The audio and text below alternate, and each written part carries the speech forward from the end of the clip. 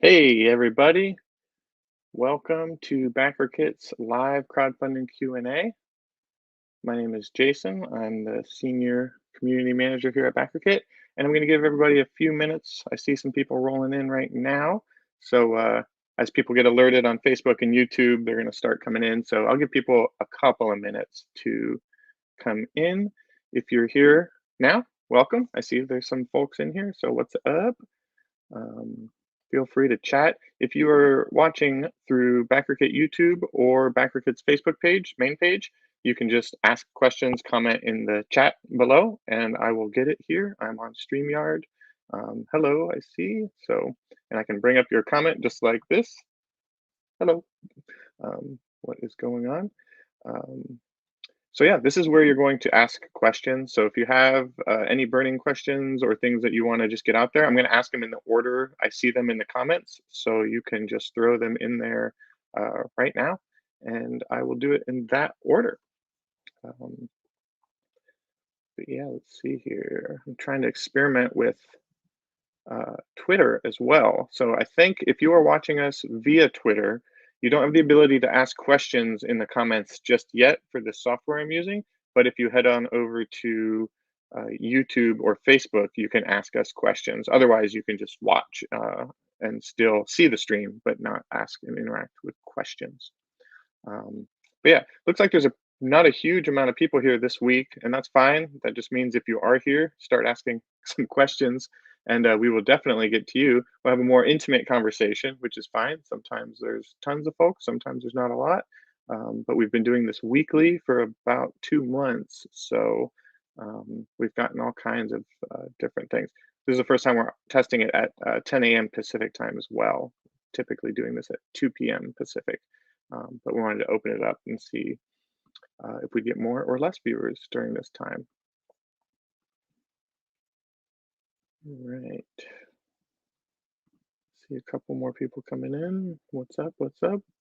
So I don't have any questions yet. So if you have a question, it could be anything, no wrong questions about crowdfunding or your upcoming campaign, whether it's on Kickstarter, Indiegogo, whatever. Start asking me some questions that you have, and I will be happy to answer them. Um, Otherwise, I'm just going to get into it a little bit, give you a teeny bit of background information. Like I mentioned before, my name is Jason. I'm Senior Community Manager at BackerKit. Been here for about 4 years. So I've seen thousands of projects come and go. We predominantly work with Kickstarter and Indiegogo.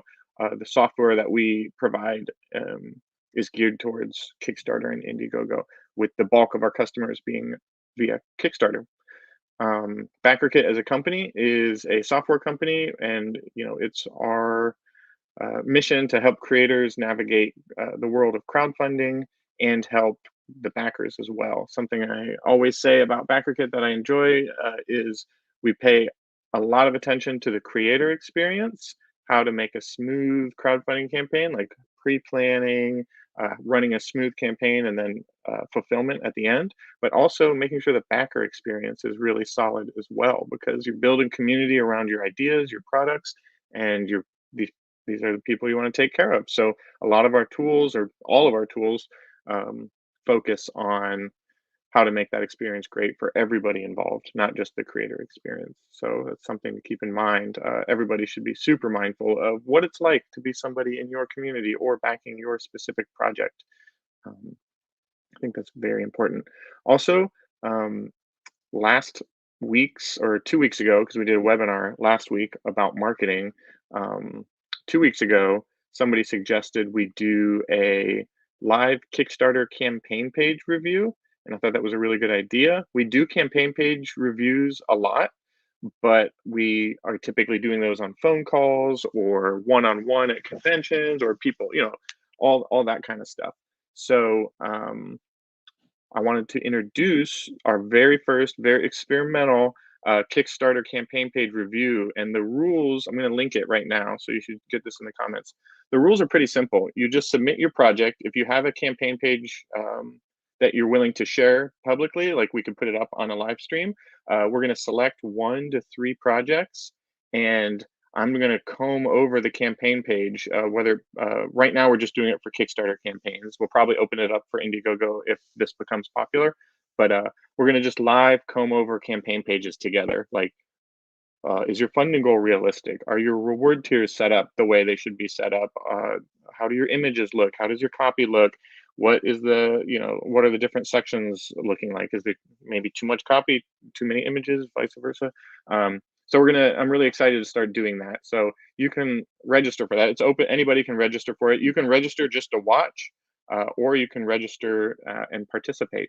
Um, I think either option is great. I think it's going to be really beneficial to people because a lot of the questions we get all revolve around your campaign page. Like, is this set up right? Am I setting myself up for success or not? So I think it's pretty awesome that we can just pull that up on this live stream here and do it together and check it out. So if we don't pick your project specifically, we're going to try and like synthesize them all and like pick ones that are kind of, if you watch one, you can implement those practices into your page. Cool. So I see some people in here. We got, okay, what's up? Talarius Gaming, Antonio James, how's it going? Got Jeremy in here. You got this. I hope so. We all got this. We're doing this together. Hatchling, hey, Jason and others, what's up? I've registered. Will be really beneficial. Yes, good job. I'm going to review. So the due date's the 12th, October 12th, to register for that specific live stream. So if you haven't yet, do that. So I'm going to comb over those on the 12th and pick a handful of them to decide which ones we do live in front of everybody. And there's an option to say, I don't want this to be live, and that's fine too. We can still kind of invite everybody in to watch. Okay, and then I see a couple questions have come in. Please start shooting off the questions. If you're in here, if I threw up your name and you have some questions, start putting them in there. I only have 2 questions so far, or 1 question so far. So once I get maybe 1 or 2 more, we'll get started there. And then until then, I have one more thing I want to share, which I'm really excited about. Another question we always get is, how many social media followers do I need? And if you've watched any of our live streams, we're always talking about the power of the email. Email's number one when it comes to marketing your projects, to building your audience and getting people to back you on day one on Kickstarter, Indiegogo. It's all revolves around your email list. So it's great to have a social media following. You should absolutely do that. But it's your job, once you build that social media following, to not depend on that to get your project funded. If you just send out a post on Facebook saying, "Hey, I'm live, everybody," the algorithms will kick in. If you're not paying for that blast to go out, like, so many people are going to miss that. So it's your job to build these communities early and figure out a way, once you do get, say, 100, 1,000, whatever people on Facebook or Twitter, how do you turn them into email addresses? So what creative things can you do to get people already on your social media to actually join your newsletter or join your community by giving you their email? So we have a webinar. I don't know the 100% answer. I have strategies I like to use, but we have a friend called Laser from Laser Campaigns who is going to come on as a guest on our next webinar, official webinar, and talk about how do you turn social media followers into crowdfunding backers. So this is going to be a very specific webinar, and I'm going to link it right now for everybody. So if you're on Facebook and YouTube, you should be getting this link, and you can register now. It's open. We already have like 30, 40 people in there ready to watch, and that's going to happen on the 20th. So look forward to those. I'm very excited. Two big live streams. Okay, see, we got a handful of questions now, which is great. So we can get started. If any questions come up while I'm talking or while I'm answering other questions, feel free to keep throwing them in the comments. I'm just going to answer them in the order they come. If we don't have a ton of questions, we can end early. If we have a ton, I'm happy to stay a little bit later if we need to. So let's dive in. Boom. All right, the first one says, how soon before a launch should a creator apply for the BackerKit advertising and marketing? This is a great question. So let me see here. So the short answer is you want to do it sooner than later. I would give yourself probably at least a month or so, a month or 2 before you plan to launch, to actually apply for BackerKit advertising. Now, There are some parameters we're looking for. You do have to get accepted into marketing. We can't, unfortunately, work with every single person, but the sooner you apply, the sooner you can learn if you get accepted or not, which will change your strategy quite a bit. Or if you need to work on something a little bit more, we can identify that in the qualification process and be like, this would be a good fit if you reach these milestones. A lot of them do revolve around, if you're a first time creator, a lot of it will revolve around how large is your community, how big is your email list, because the common misconception about marketing agencies and advertising is that they are to replace your community building or to replace your emails or to replace any marketing activity. Like, oh, I didn't build up enough hype. I'm going to pay for some ads and do that. The reality is, from over 10,000 projects we've seen come and go through BackerKit, is advertising works best for folks that already have a decent following and are pretty convinced that you can get funded or close to funded without the advertising. And I know that sounds backwards, but it's more about adding fuel to fire, not really about creating that fire. Because that takes commitment and community building and getting out in the community, asking people questions, getting them to sign up for your email, follow you on socials, interact with your content, get get in the hype wave when you're trying to talk about your project. It's your job as a creator to build as much hype as possible. And then once you kind of get that wheel rolling, BackerKit advertising can really throw some fire at it and start letting it scale. So we can make good projects, great projects, if that makes sense. And that's just a little bit of tough love. I would love it if the scenario was that it is the solution for you, but Kickstarter, Indiegogo, they're not going to fund your project for you. BackerKit, we're not going to fund it for you. We do have a lot of tools that will help you get there, but you still have to do your due diligence and all the work. It's a lot of work to run a crowdfunding project. Um, but if you follow best practices, you're building your community, you have a decent following, you're convinced you can get close to your funding goal within the first few days of launching, and that's very clear that that's where people go. Um, you can reach out to us and then we can see if we're a good fit. And I will link our marketing page in the comments here where you can learn more or directly apply. So if somebody thinks they're ready, if they're a month or two out from launching, you can go ahead and apply already and then go through that. So yeah, I think that worked out. Sorry, there's like a little error there. Okay, so I hope that helps. Another thing you can do, which we will probably talk about a little bit, is harness the power of your email and get the most out of it. So what we have is a tool called BackerKit Launch, which thinks about this very specifically. It's okay, so you spent the time, let's say you built your email, you got 100, 200, 500, thousands, tens of thousands, who knows, whatever you've done, you've got these emails and you're getting ready to launch.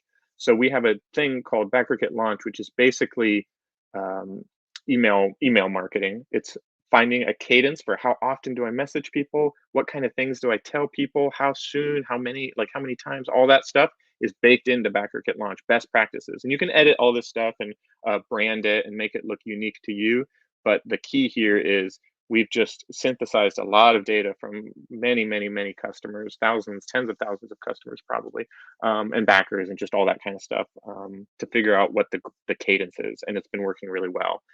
It's free to use BackerKit Launch to the capacity where you can plug in your emails and your community and you can get some data on who they are. We can tell you how many of them have Kickstarter accounts or Indiegogo accounts and BackerKit accounts. So it's really important for you to identify how many people in your community understand crowdfunding and will get it, or is that going to block them? Are they going to be like, what is this? How, like, this isn't like typical e-commerce stores that I visit. Like, how does this work? Some people need a mini education on how crowdfunding works. So it's good to get that data. And then we also have a new landing page feature. So this is how you collect your emails. You have to have a landing page that builds hype for your project, maybe has a few images, taglines, incentives for signing up. And then that's the place where you can tell people, like, sign up for my newsletter. You'll be the first to know when we're going to launch, and you may or may not get this incentive for backing us on day one, for example.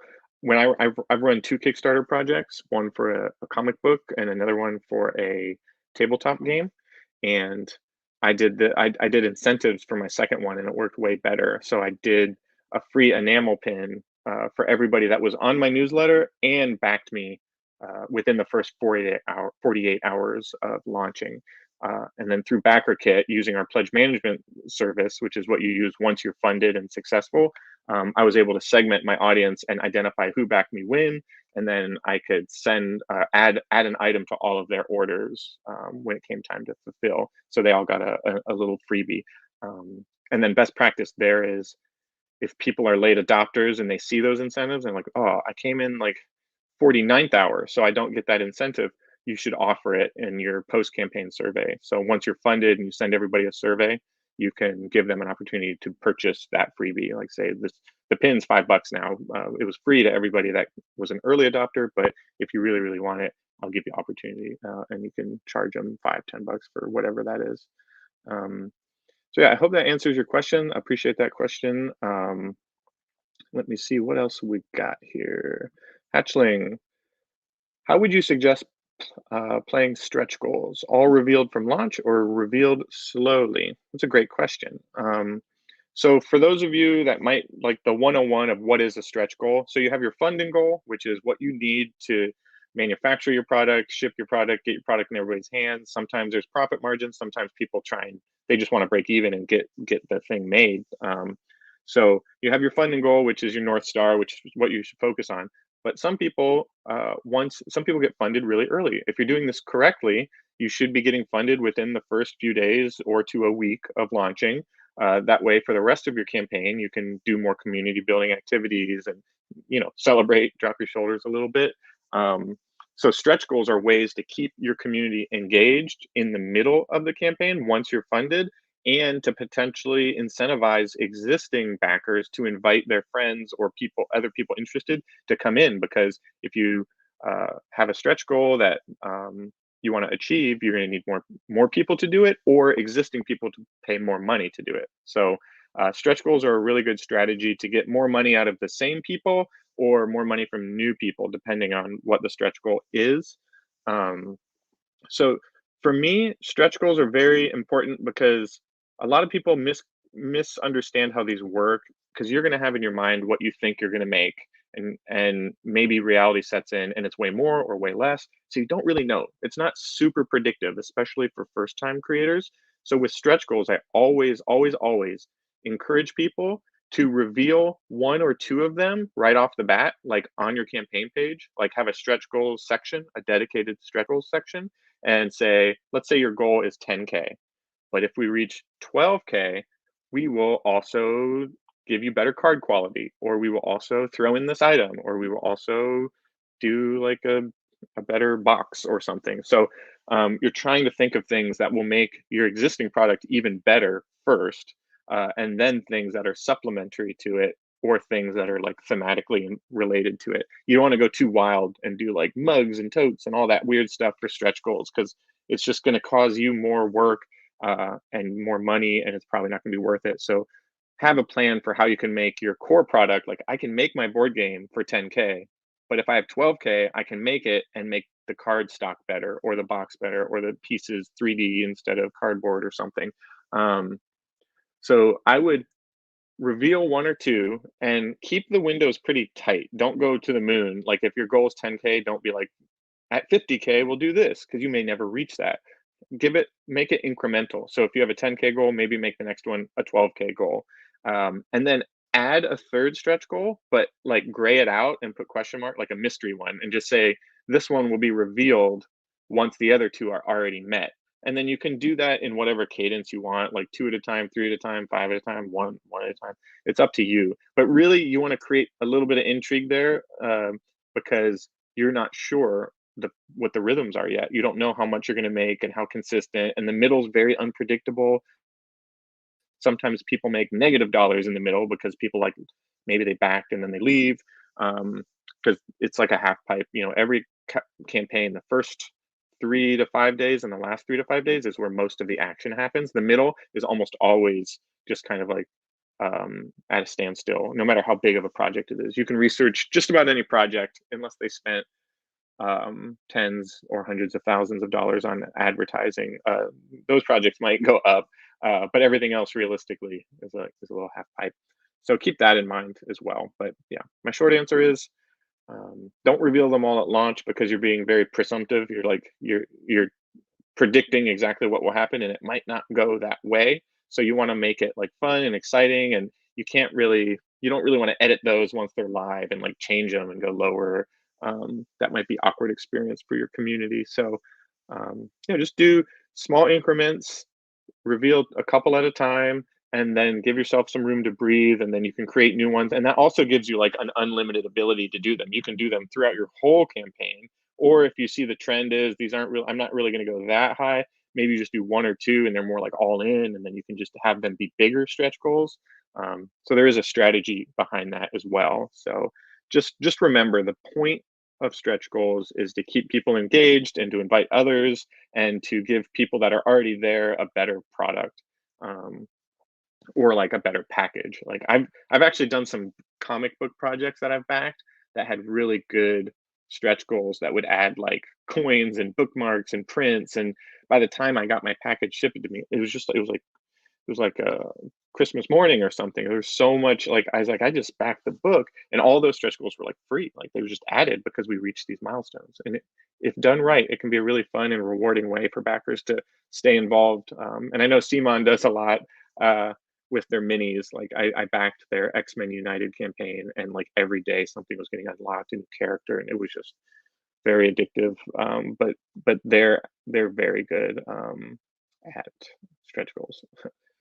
But yeah, Hatchling, thanks for that question. That's a great question. I love talking about stretch goals. Not everybody uses them. Not everybody has to, but I personally like them. Anytime I run a campaign, I'll use stretch goals. Um, dun, dun, dun. All right, another one similar. How do add-ons contribute to your overall funding goal? That's a great question. So we're going to unpack this a little bit. So recently, Kickstarter added the ability to implement add-ons on the platform itself. So BackerKit's been around for almost 10 years, and we've always had add-ons. That's one of our core offerings is add-ons. So once you're funded, you get your survey. We let people add on items to their order before we ship. So you can add on an extra copy of the game or product. You can add on different, like, card sleeves or different, whatever, enamel pins, stuff like that. So the add-ons are very good. It's definitely how you're going to make more money from existing backers, by having really intriguing, cool add-ons. So let's first talk about add-ons in relation to Kickstarter. So if I back your project and then they prompt me to do some add-ons, those add-ons, whatever people add to their order, will be included in your funding goal. So it'll go up to your total, as well as if you charge shipping. So remember, even if you charge shipping through Kickstarter, which I don't fully recommend, BackerKit has a solution for that I think is better, where you can charge shipping after your campaign. But my point is, add-ons, shipping, and the core products all go into your funding goal. So if your goal is to like kind of like, I want to be a X amount campaign, I want to have 25K, 30K, 50K, all of those things are going to feed into it. If you do add-ons through BackerKit, obviously it's not going to factor into your goal. That's going to be later, because the way BackerKit works is Kickstarter has their campaign window. Say you do a 30-day campaign. Once that's over, case closed, shake hands, the deal's been done, the money's been passed, that's done.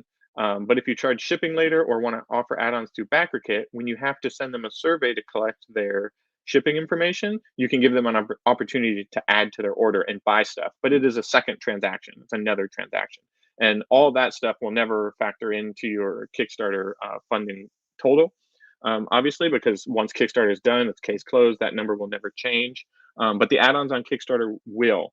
Something to keep in mind is Kickstarter takes a percent fee of 5% of what you raise. So if you do shipping and add-ons through Kickstarter, they're going to take that percent out.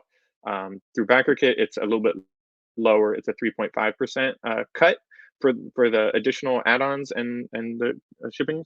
So you will save 1.5% depending on how big your project is if you do it post campaign through BackerKit. So that's just one thing worth noting. But the argument for doing add-ons during the campaign is typically some people just want to keep it all in the platform and Kickstarter. And the other one is what you're alluding to is people want to have their funding goal be bigger because maybe their next project they want to market like, oh, we're a $100,000 campaign. Um, but I don't really care about stuff like that as much. I care most about my backers' experience.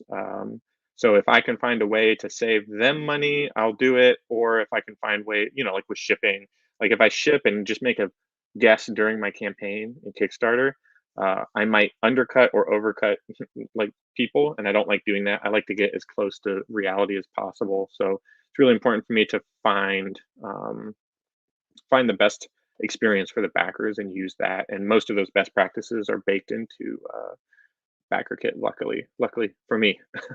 So yeah, I hope that answers your question. That's a really good question. I don't think we've had any about add-ons yet since we've done these. So thank you for that.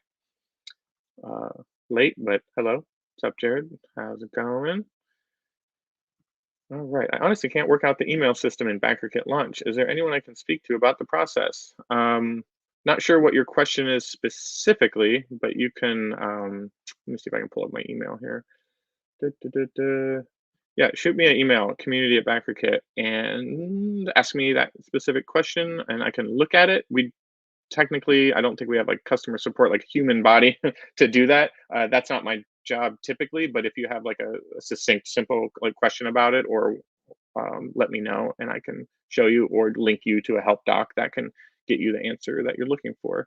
Because I think we have a lot of help docs when it comes to launch that I could send your way if you need some help there. But yeah, happy to do that. So that's just community@BackerKit.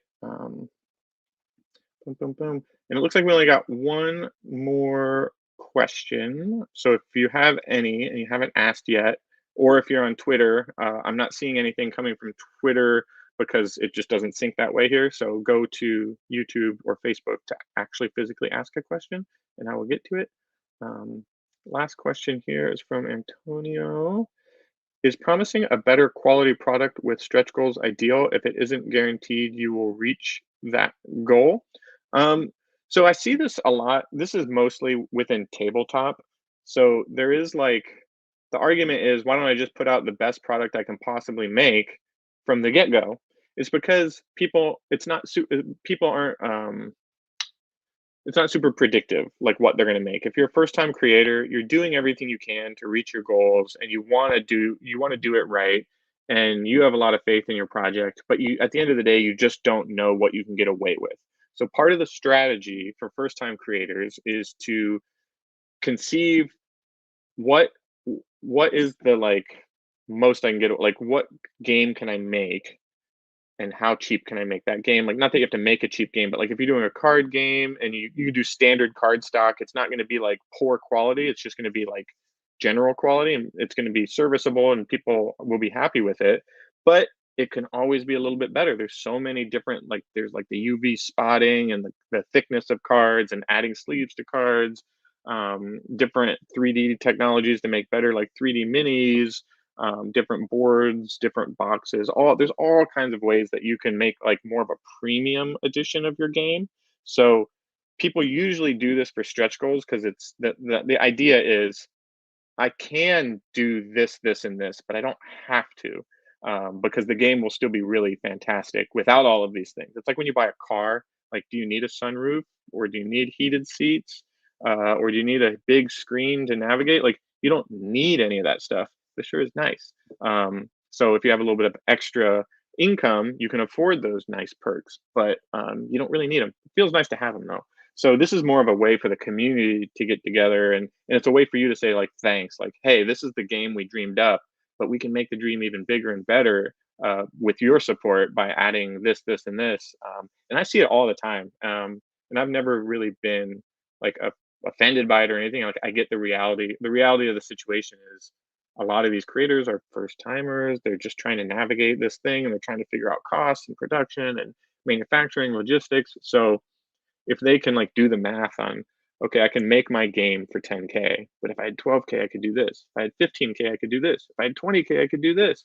um, so it's kind of But if you just go straight for that 20K version, you might not reach your funding goal. And that could be frustrating because at the end of the day, you just want to get your product in people's hands. You can always iterate on it later, do a V2 or an expansion or a deluxe edition.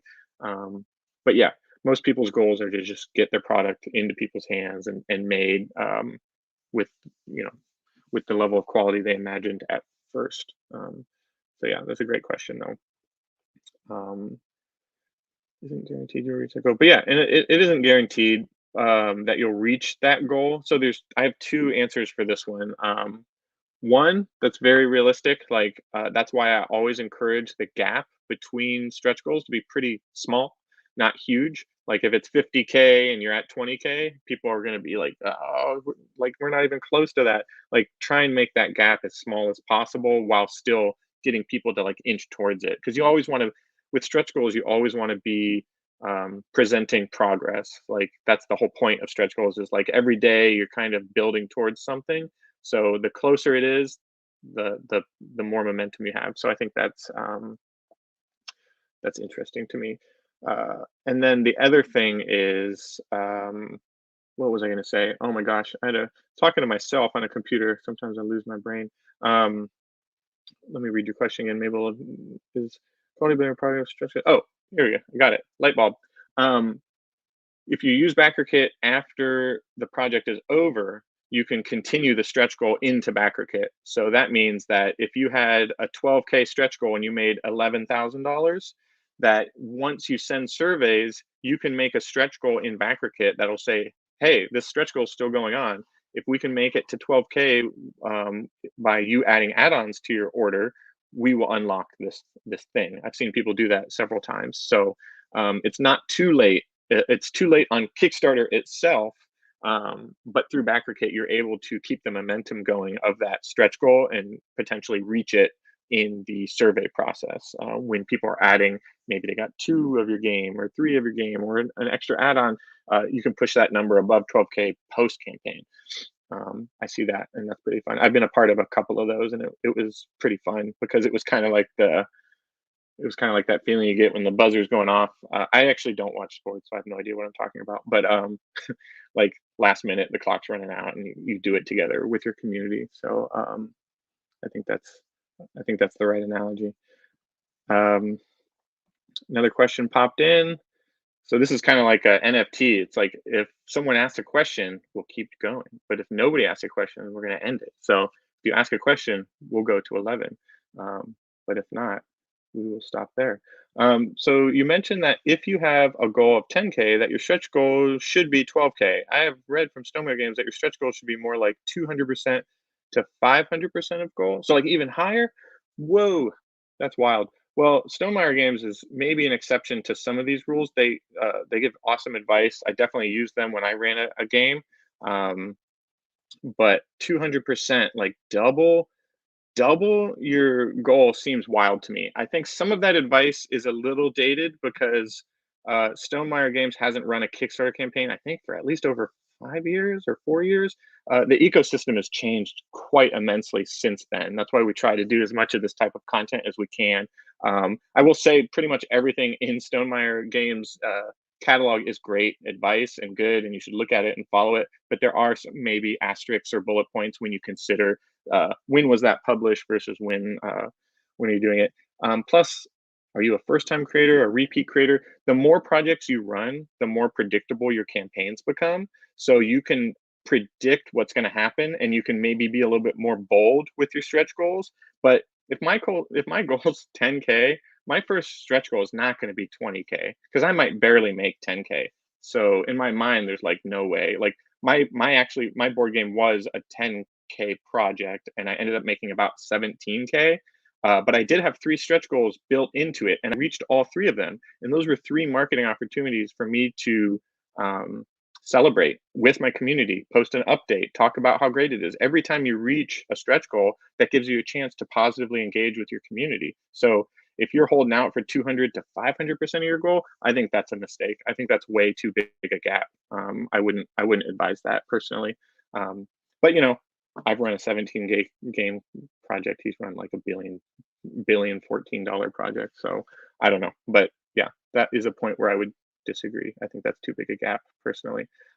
Now, if you're a company that's been around, or or you have like one or two projects under your belt, and you're just like, whoa, um, I think that would be great. For example, I have set my goal to be enough to cover the average pledge for a standard print book for 3 books at 750 books total, and it's above 20K. Is that too high? Well, it's hard for me to tell you exactly what's too high and what's not too high. I will say the um, the important thing when it comes to setting your funding goal is to set it in a way it's as low as possible, where you're not going to be in a position where you'll lose money, but you also won't be in a position to make a ton of profit on your first project. Like I want to make a ton of profit. Everybody wants to make a ton of profit. We all want to make $1 million, but it's your job to get funded and get this thing into people's hands. So your first project might be the stepping stone to that second project that might have a bigger funding goal, because it's more predictable. Um, but I like that you're setting your goal to be average pledge. You're doing the math there. 750 books total. Yeah, make sure you're talking with your manufacturer. Like, is that a manufacturing minimum? Will they make you that many books? Like, sometimes you'd be surprised. Print minimums might be 1,000 or 2,000, depending on the company you work with. Um, I will say, if this is your very first project, 20K is like not unrealistic, but it is going to be challenging. But again, it all hinges on the community building you did before you launched. How many emails do you have? How have you been interacting with your community? Are they aware exactly of what the product is, or if you've been kind of holding it close to your chest? There's so many factors involved here about prepping your community, building your email list, building your community, and then doing the math on your project and your specific margins, and how much profit margin is baked into that, if any. Is this going to cover manufacturing, shipping, pledge management, all of that stuff? Like, you kind of have to swirl around in all of these fees to make sure that you're doing your due diligence. And we have a lot of resources on BackerKit's website where you can kind of dive into some of these budget questions, and we have webinars that talk about it as well.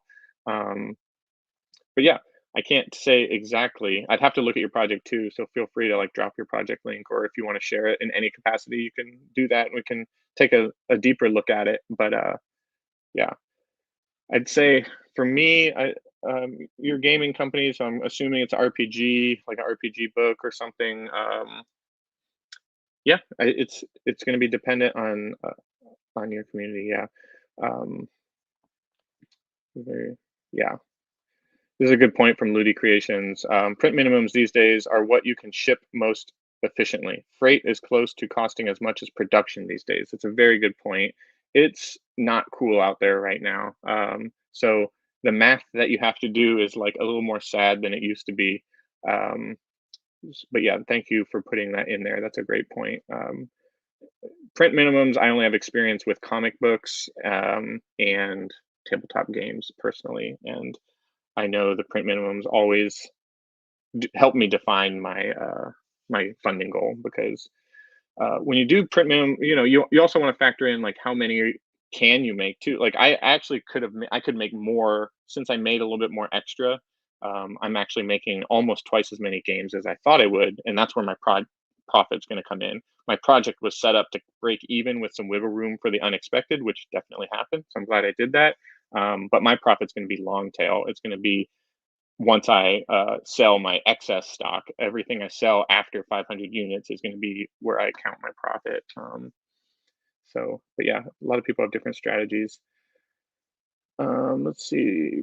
It's not public yet, the page. So how do I get you the link? So pretty much, there's nothing stopping anybody here from just signing up for Kickstarter and starting a campaign page draft. So you don't have to submit it to Kickstarter or anything until you're ready, and it's very clear. There's like a very clear system for like when you would hit those buttons. I encourage everybody to do it, whether you think you're ready for it or not. Don't wait till the last minute, because remember, you also have to get approved by Kickstarter. But to me, just signing up for Kickstarter if you haven't yet, and then actually starting your campaign page, just say, I want to start a new project.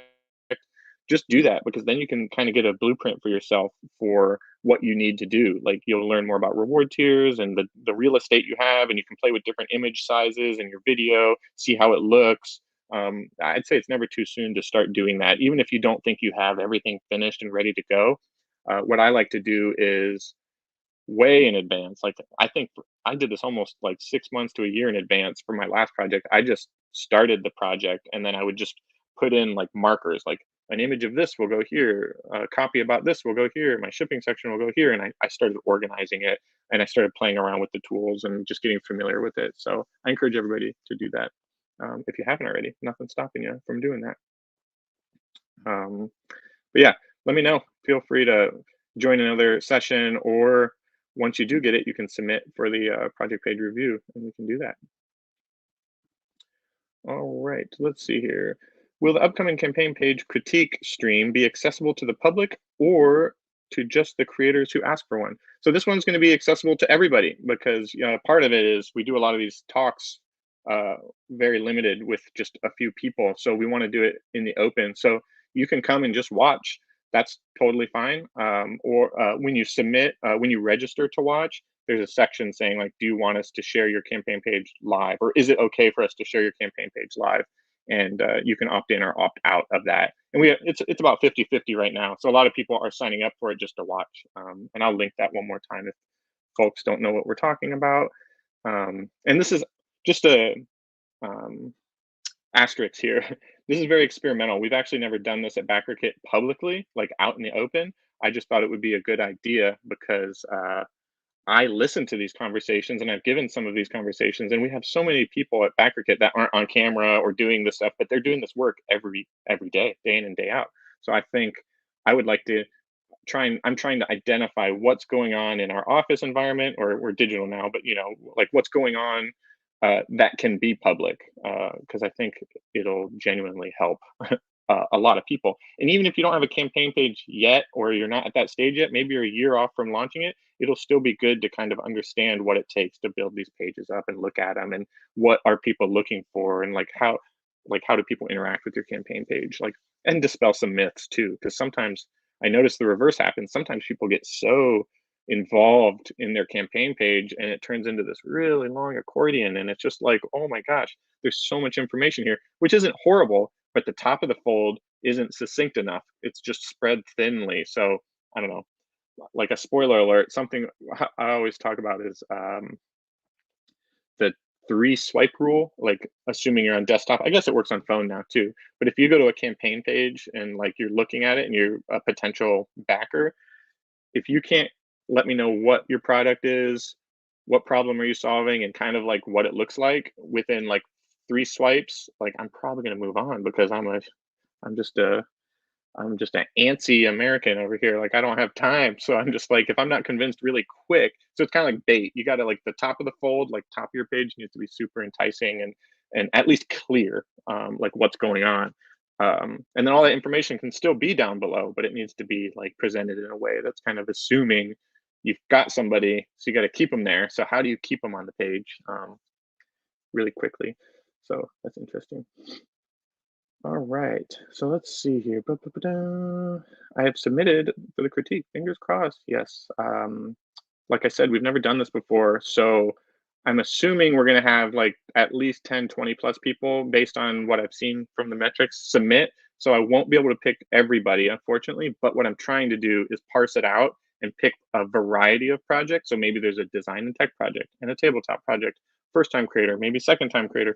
I'm going to try and get the best mix so that we can kind of look at different styles. And I'm not going to shy away if project pages look great and they're like good to go, I'm almost going to probably pick that one too, because I don't want to focus on just the negative. Like a lot of the resources that I consume researching whether we should do this or not was people tend to focus on the negative, but I want to also give equal ground for the positive. Like if someone shares a page and it's got a really awesome structure going on, or like even if something, maybe there's some things lacking, but something's really good, I want to highlight that and figure out how other people can like do that. So we just got to steal from each other. We just got to borrow each other's ideas and figure out what works and share ideas. Like I don't have the answers for everything, so I depend solely on our customers to navigate these waters. I jump in from time to time and run a project, but we have so many awesome creators just doing really cool things on crowdfunding. So I want to share that. Okay, I think it'll be invaluable. Cool. Yeah, it actually was born here in one of these live streams. Somebody recommended that we do that, and I was just like, "Hmm, okay." So it's not even my idea; somebody else's idea from the community. I have to go look back in the archives and see who actually presented that idea, and then give them some credit or something, or a shout out or something. Um, are those images GIFs? Okay, cool. Because Kickstarter does not load GIFs, GIFs, whatever you want to call them, Skippy.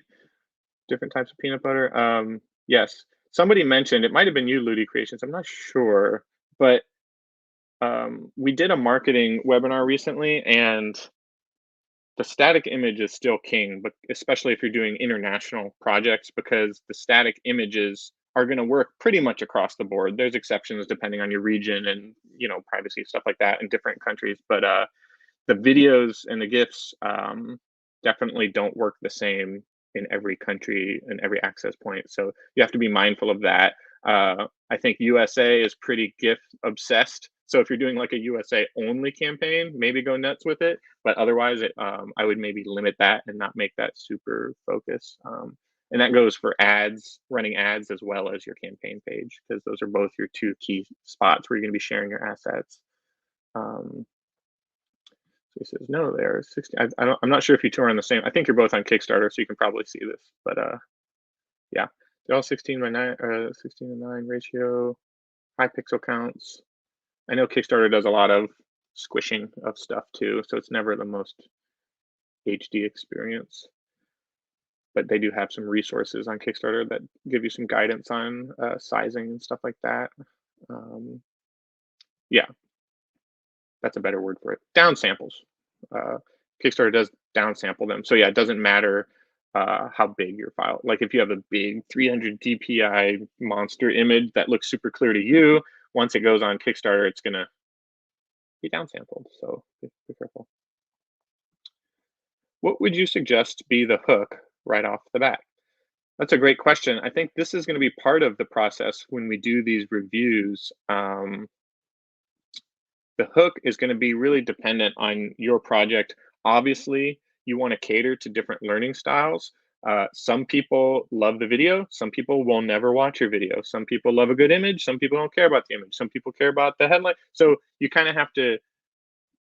I used to be a teacher like for about a decade and worked with kids a lot. So my number one job was to adapt to different learning styles. And the same thing kind of goes here. We're adapting to different purchasing styles. So you have to imagine what does your community like to interact with the most, and maybe you've done experiments with this in the past. I think one of the great ways to test videos or images or just copy and like tagliney stuff is to run some ads before you even launch. So do some lead gen ads, which is where you're trying to build interest and gain emails through running ads. And maybe it's a small budget, maybe it's only a few $100 or something, but you can see which ads perform the best and which ones convert the best, and that'll give you kind of a like an idea of the types of things that people interact with and respond to well. So you can kind of have a head start by the time. But as far as the hook, I would have a really, I would, when in doubt, especially for games, have a campaign video, obviously, but keep it super short and succinct. I would keep it probably under, I mean, I don't know. I always go for 2 minutes personally, but if it's between 2 and 5 minutes, depending on the complexity of your game, that might be okay. But whenever you can trim or soften, or we call it giving it a haircut, whenever you can do that, I always encourage it, because you want to be succinct and like you want to have high energy and have it cool and like visual, but also not too long. Because sometimes when I click on a video, if it's over 2 or 3 minutes, I don't even want. I'm like, that's too much time. I know it sounds stupid, but it's very real. So yeah, having a strong video. Obviously, your hero image is going to be key. This is going to be like the main image up top, and it's also going to reflect your project. Make sure it scales as well, because Kickstarter is going to put it in all kinds of different spots, and you're going to want to use it in newsletters. So it needs to look good this big and this big. Um, so that means probably not a ton of text, probably something that's like maybe just a logo or like the title of your game or your company somewhere, but don't get too like, don't orchestrate some big, like everything in the kitchen sink image, because that's just going to be too much. And people are going to be like, oh, it looks like soup. I don't want this. Um, I don't know. Some people like soup. I don't like soup. Um, but yeah, so have a interesting tagline up front, like a little bit about you and your project, a solid video, a really popping image, and then your reward tier structure. Honestly, is kind of what people look for. Some things I look for just to get like more personal because I back a lot of projects. I look for a couple things that not a lot of people talk about. One is, have you backed any projects before? Like, it's really important to me that people are part of crowdfunding. So if I see that you have a new project, it's your first time, but you haven't backed anybody else's projects, I get kind of like, I don't know. I back a lot of projects. Um, I think everybody should. If you want to be a part of this crowdfunding thing, you should probably engage with it. So it shows me that you haven't done that. There are exceptions to the rule. Sometimes people create a new brand and then like maybe their personal account they've backed a ton, but their brand they didn't. But still, if you're creating a new brand, it behooves you to back a few projects under that brand name so people can see that you care about the ecosystem and that you support others, not just yourself. So think about that. And then also, I'll look into your profile. So make sure all your links work right and like your picture is reflective of you or your brand, and keep it simple and short. But I want to get a feel about who's the human behind this thing, not just the product itself. With crowdfunding, you're oftentimes selling a brand or a person, not just the product. So if you're a popular brand and you go to a ton of conventions or you interact with the community in different ways and you have other social media platforms, you want to feel good about that. So I look for that kind of stuff as well. Um, so yeah, keep that in mind. Literally borrowing, our campaign pages are 95% inspired by other campaigns. Yes, I think that is an excellent strategy. And I encourage more people to do that. If you've never read the book Steal Like an Artist from Austin Kleon, you should look that up. Um, it's a really good book and it kind of talks about that. It's more for just like everything, but the point is most things have been done before. The best school you can go to before you launch your Kickstarter is going on Kickstarter. Look at like-minded projects, look at other things, look at things that you personally backed. Why did you back it? Why were you there? Whoa, whoa, whoa, whoa. And it's spooky season. It's October here in the United States, so we're just for some reason celebrating Satan for 30 days. So I think my analogy will be Frankenstein. Um, you need to just put a ton of elements together to make your campaign page. So do your research, go to a ton of different campaign pages.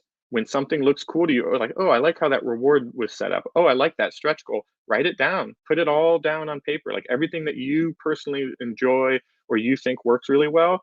Write it all on the same page in your notebook, and then look at that, and then make your page all of those things. And then you've got your Frankenstein monster. And then it's like alive, and you can scream it's alive, like just like the movies. But yeah, I think everybody that's super successful on Kickstarter does that. You borrow it. I like that you use the word borrow, not steal. So you're not stealing it. You're just inspired by it. So yeah. Boom. Antonio. Oh, this is great. Like it's almost 11. You kept asking questions. We have 2 questions left, so we might stretch. We might make it to 11, y'all. We did it. Good job, team. Um, I know it varies, but how long should campaigns generally be? It's a very good question. Um, so there's a lot of different answers, and it depends on, are you a first timer? Have you done this? How predictive is it? Blah, blah, blah, blah, blah, blah. So if you're a first time creator, I would just say, and Frankenstein's Monster. Sorry, Lizzie Creations. Yes, Frankenstein's Monster. Man, I've even been that guy saying that to people, the doctor. But yeah, Frankenstein's Monster. Thank you. Um, I would say if you're a first time creator, Kickstarter's kind of got this algorithm figured out. Just 30-day campaign is kind of the sweet spot. That's where they see the most success and blah, blah, blah, blah, blah. So if you're, don't think about it too hard if it's your first time. Now, you do see projects that are really short, maybe 12 days or 20 days or something like that. And generally speaking, projects that do that they're more predictive. Maybe they've run a few campaigns, maybe they have a really good pulse on their community and they can kind of guess what's going to happen. Like if they're really confident they can make 50K on their project because they've done it 2 times before and they want to run another 50K project and their expectation is to make 50K, they're like, hey, we can do that in 2 weeks because we've done it 5 times already. So you'll see the shorter campaigns because but typically they probably have a few under their belt. It's not their first try. Now, the exceptions to that are really small funding goal projects. I know Kickstarter does like make 100. If you're just making something small or like supplementary or maybe just one pin or something like that, you can probably shorten that. I've seen projects for like $500 or $1,000, and those can be shorter. I wouldn't like discourage that because your funding goal is so small. And if you do the math on what your community should look like, and that math checks out, you can probably like, yeah, I can probably get away with this. And the math I'm alluding to is typically your calculator for how many emails you should have. So you look at your base tier, like let's say your product's $20, and your funding goal's $100. You need 5 people to come to your campaign. So your email list should be probably about 20 to 30 people. And if you do that, you can probably reach your goal. Because, typically 5 to 10% of people on your email list will convert. And that's not even counting all the other things that can happen. So keep that in mind. But yeah, it does vary. You're right. But if you're kind of not knowing what to do and it's your first time, I would just stick with 30-day campaign, because that gives you enough time to go through the whole experience to get a feel for your community. If you have stretch goals implemented, you have more time to message those and implement those. And it's just very real. It's just, this is your crash course. You'll get to experience the highs and the lows and understand what the people that come to your project do and what their habits are, because maybe they love stretch goals and then you want it to be even longer. Who knows? But give yourself 30 days to figure that out. But keep your expectations in check. First 3 to 5 days, last 3 to 5 days are going to be the most jamming. The middle is where you can kind of study and look at it, but don't stress out or grasp at straws or try and buy email lists or anything like that in the middle. Just expect it to be a little slumpy, and you'll be a lot healthier for it. Trust me there, because yeah, it can get tough. I'm going to throw this up here just because I like getting called out in public. Frankenstein was the name of the doctor, correct? Did they ever name the monster? I don't think so. I've read the book, Mary Shelley book, but yeah, we should name him. Anybody has good names for Frankenstein's monster? Like, I'm gonna go with Frank. If I got to choose, I would or Gene. I'm sure you all have better ones. You can do that. You have to think outside of the United States. Internet is not good as it is in the US. Exactly. Yes. Doubling down on that. Totally true. Unfortunately, yeah, GIF sometimes, yeah, frozen GIF does not sell me usually, so be mindful of that. 60-second videos are best. It's interesting. That's true. I mean, true or not true, I like it. I started this new thing where I do 60-second movie reviews, so that's fun. If anybody cares about that, just super nerdy stuff, I'll link you if y'all want to check that out. Peter, in honor of Peter Boyle. That's like the perfect answer. We got a cinephile on our hands, folks. Peter, in honor of Peter Boyle. I like that. Frankenstein. George. See, you said it twice, so you're like George. Call it George. That's 2 votes for George in my book. I am a new creator. Okay, cool. Yes. So my project is. Let's see, what's this saying? So my project is written, edited, and has a lot of art. 3 game books, players, GM, and bestiary. Ooh, love a good bestiary. How do you backers feel about projects that are essentially done and the campaign is about bringing it to life? I like it. We got a real Frankenstein theme going on here. So, I mean, I can't speak for all backers, but I do know there are a lot of projects out there that have done their due diligence and created their product, and it's just more about hitting buttons. You just don't have the funds. I think it's fine to do it that way. Like, I don't think that's horrible. I think the spirit of Kickstarter, like the origins of Kickstarter, is to sell your idea and your prototype and that really rough, like, this is what I want to do and I want to make it, but I'm just nowhere near it and I need to raise these funds to do that. But as the platform matures and it's over 10 years old now, you do see a lot more projects that are more about raising funds to go into manufacturing and production. I don't think there's anything wrong with that. I think it's just very real. Just depends on the stage you're at, what category you're doing. So I think that if your project's written, edited, has lots of art, there's 3 books, and you're, like, pretty good to go, and you just can't afford the production, I think it's okay to just be really transparent about that and tell people, like, "Hey, this thing is lined up, we need to finish a few more things, but other than that, it's pretty much good to go." So you can set that expectation that you'll probably be, a little bit closer to the finish line than an average project, but that's fine. So I think it all revolves around the transparency with your backers and your community. Because yeah, if you don't tell people that you're far along and then you get funded and then you deliver it in a month, people are like, wait, did you even need my help?